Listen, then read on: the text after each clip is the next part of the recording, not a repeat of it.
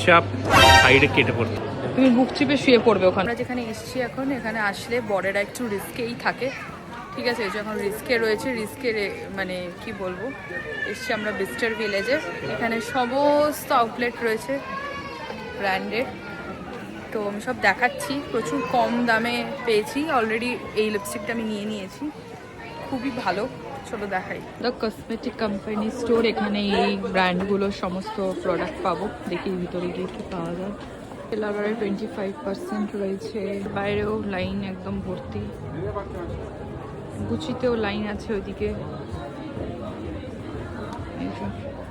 গুচিতেও line দিয়ে লোকে দাঁড়িয়ে রয়েছে। এখন কোচে এখানে কোনো অফার নেই, আর তার মধ্যে এত রোহান ইরিটেট করছে বলে বলে কোনো অফারে পাচ্ছি না কিছু, আর উল্টেও আমাকে ইরিটেট। না, আমি জিজ্ঞেস করছি দুনিয়ার সবথেকে দামি ব্যাগ কোন কোম্পানি আছে, চলো যাই।